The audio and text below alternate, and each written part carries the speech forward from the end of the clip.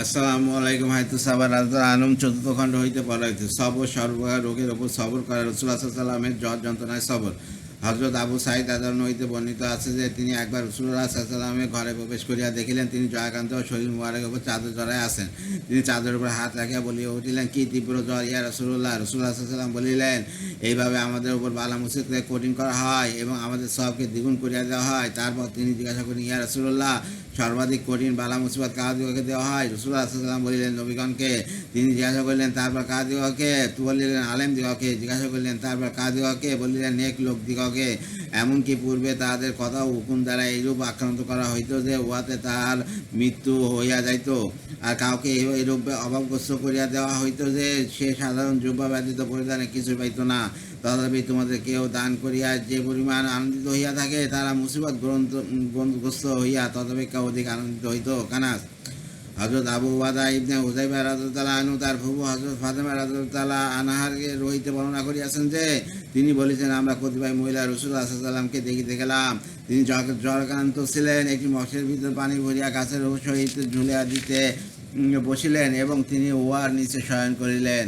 জ্বরের তীব্রতার দরুন এইরূপ তার মাথায় ফোঁটা ফোঁটা পানি ঢালা হইতেছিল। তিনি বলিলেন, ইয়া রাসূলুল্লাহ, আপনি যদি আল্লাহর নিকট রোগ মুক্তির জন্য দোয়া করিতেন। তিনি বলেন, নবীগণ সর্বাপেক্ষা অধিক মুসিবতগ্রস্ত হইয়া থাকেন, তারপর তাদের নিকটবর্তীগণ, তারপর তাদের নিকটবর্তীগণ, তারপর তাদের নিকটবর্তীগণ। কানাস। হযরত আয়েশা রাদিয়াল্লাহু আনহা হইতে বর্ণিত আছে যে একবার রাত্রিবেলা রাসূলুল্লাহ সাল্লাল্লাহু আলাইহি ওয়াসাল্লামের বেদনা হইতে লাগিলে তিনি বেদনার ফরিয়াদ করিতেছিলেন ও বিছানায় এপাশ ওপাশ করিতেছিলেন। ইহা দেখে হযরত আয়েশা রাদিয়াল্লাহু আনহার আগে বলিলেন, আমাদের কেউ এইরূপ করিলে তো আপনি অসন্তুষ্ট হইতেন।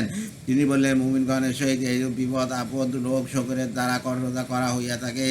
তবে মুমিনের যে কোনো কষ্ট হয়, কাটা ফুটে বা ব্যথা বেদনা হয়, উহা দ্বারা আল্লাহ তাআলা তার গুনাহকে দূর করিয়া দেন ও তার মর্তবা মর্যাদা বৃদ্ধি করিয়া দেন। কানাস। সাহাবা রাদিয়াল্লাহু আনহুদের রোগের ওপর সবর করা, কুবাবাসীদের জ্বরে সবর করা। হযরত জাবের রাদিয়াল্লাহু আনহু বলেন, জ্বর রাসূলুল্লাহ সাল্লাল্লাহু আলাইহি ওয়াসাল্লামের নিকট উপস্থিত হইবার অনুমতি চাইলে তিনি জিজ্ঞাসা করিলেন, হে কে ইয়া? জ্বর বলিল, আমি উম্মে মিলদাম। তিনি তাকে কোবাবাসীদের নিকট হইতে আদেশ করিলেন। তারপর জ্বরের দরুন তাদের যে করুণ অবস্থা হইয়াছিল তা আল্লাহ জানেন। তারা রাসূলুল্লাহ সাল্লাল্লাহু আলাইহি ওয়াসাল্লামের নিকট উহার ফরিয়াদ করিলেন। তিনি বলিলেন, তোমরা কি চাও? যদি চাও যে আমি আল্লাহর নিকট দোয়া করিতে পারি, তিনি উহা তোমাদের নিকট থেকে সরাইয়া দিবেন। আর যদি চাও তোমরা উহাতে আক্রান্ত থাকো এবং তোমাদের জন্য উহা গুনাহ হইতে পবিত্র উপায় হোক। তারা বললেন, সত্যই কি আপনি এইরূপ করিবেন?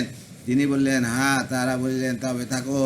হযরত সালমান রাদিয়াল্লাহু আনহু বলেন, জ্বর রাসূলুল্লাহ সাল্লাল্লাহু আলাইহি ওয়াসাল্লামের নিকট উপস্থিত হইবার অনুমতি চাইলে তিনি বলিলেন, কে তুমি?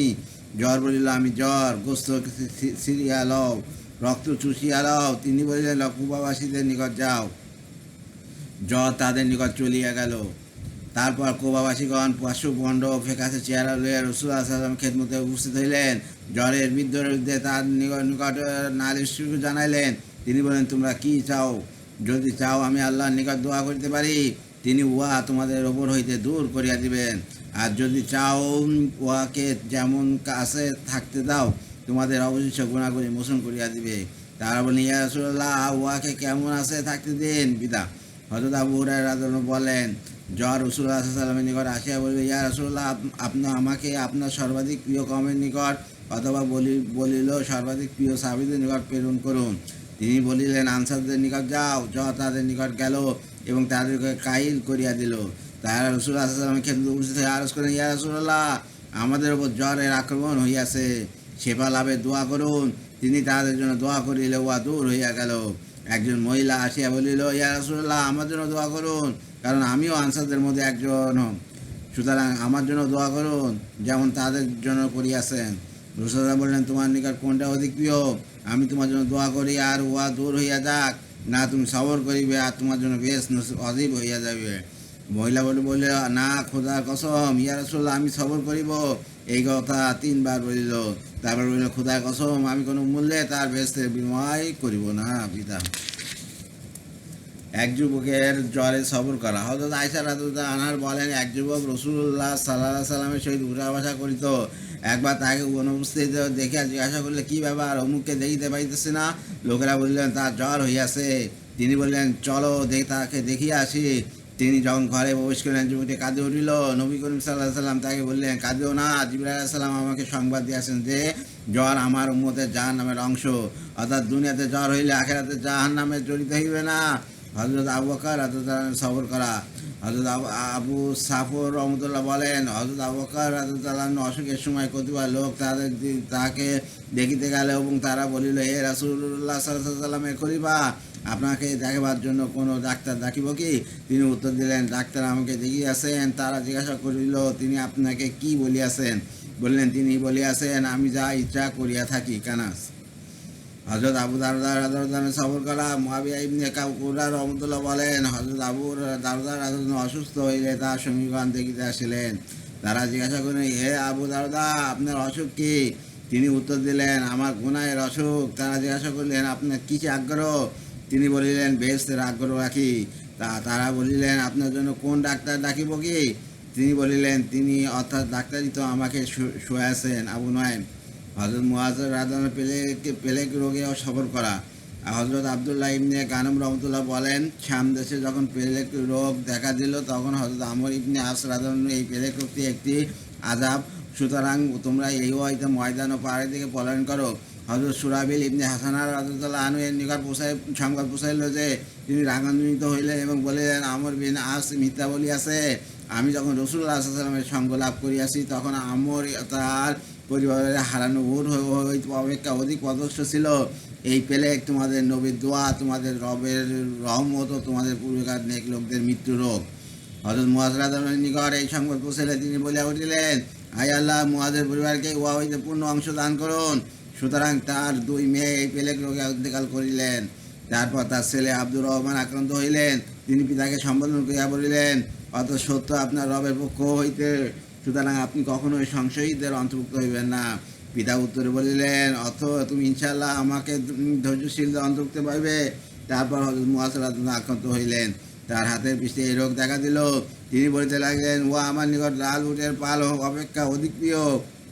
তিনি এক ব্যক্তিকে কাঁদিতে দেখে জিজ্ঞাসা করিলেন, কেন কাঁদিতেছ? সে বলিল, সেই এলেমের জন্য যা আপনার নিকট হইতে অর্জন করিতাম। তিনি বললেন, কাঁদিও না, কারণ ইব্রাহিম আলাইহিস সালাম এমন দেশে ছিলেন যেখানে কোনো আলেম ছিল না, কিন্তু আল্লাহ তাআলা তাকে এলেম দান করিয়াছেন। আমি মরিয়া গেলে 4 ব্যক্তির নিকট এলেম তালাশ করিও, আব্দুল্লাহ বিন মাসুদ রাদিয়াল্লাহু আনহু, আব্দুল্লাহ ইবনে সালাম রাদিয়াল্লাহু আনহু, সালমান রাদিয়াল্লাহু আনহু, আবু দাউদা রাদিয়াল্লাহু আনহু। কানাস। অপর এক রিওয়ায়াতে সংক্ষিপ্ত এইরূপ বর্ণিত হইয়াছে যে হযরত মুআয রাদিয়াল্লাহু আনহু, হযরত আবু উবাইদা রাদিয়াল্লাহু আনহু, হযরত সুরাইবিল ইবনে হাসনা রাদিয়াল্লাহু আনহু, হযরত আবু মালেক আশজাঈ রাদিয়াল্লাহু আনহু একই সঙ্গে ও একই দিনে উক্ত পেলেকে আক্রান্ত হন। হযরত মুআয রাদিয়াল্লাহু আনহু বলিলেন, ওয়া তোমাদের রবের পক্ষ হইতে রহমত ও তোমাদের নবীর দোয়া এবং তোমাদের পূর্বকর নেকদের লোকদের মিত্র। হায় আল্লাহ, মুআযের পরিবারকে এই রহমত হইতে পূর্ণ অংশ দান করুন। অথবা সন্ধ্যার পূর্বেই তারা সর্বাধিক প্রিয় ও প্রথম পুত্র আব্দুর রহমান আক্রান্ত হইলেন। তিনি মসজিদে ফিরে আসিয়া তাকে কাতর অবস্থায় দেখিলেন। জিজ্ঞাসা করিলেন, আব্দুর রহমান, কেমন আছো? উত্তরে পুত্র বলিলেন, আব্বাজান, সত্য আপনার রবের পক্ষ হইতে আসিয়াছে, সুতরাং আপনি কখনো সংশয়ীদের অন্তর্ভুক্ত হইবেন না। হযরত মুআয রাদিয়াল্লাহু আনহু বলিলেন, আর আমাকে ইনশাআল্লাহ তুমি ধৈর্যশীলদের অন্তর্ভুক্ত পাইবে। তারপর তার ইন্তেকাল হইয়া গেল। রাত্রিতে দাফন না করিয়া পরের দিন সকালে দাফন করিলেন। তারপর হযরত মুআয রাদিয়াল্লাহু আনহু আক্রান্ত হইলেন। যখন তাহার যন্ত্রণা বাড়িয়া গেল, তিনি বলিলেন, মৃত্যু যন্ত্রণা, এবং তাহার যন্ত্রণা এত বেশি হইল যে আর কারোর এইরূপ হইয়া হয় নাই। যখনই তার জ্ঞান ফিরিত তিনি চক্ষু মেলিতেন এবং বলিতেন, হে আমার রব, এই রব, আপনার মৃত্যু ফাঁস আমার গলায় পরিয়া দিন। আপনার ইজ্জতের কসম, আপনি অবশ্যই জানেন যে আমার অন্তর আপনাকে ভালোবাসে। হাকিম।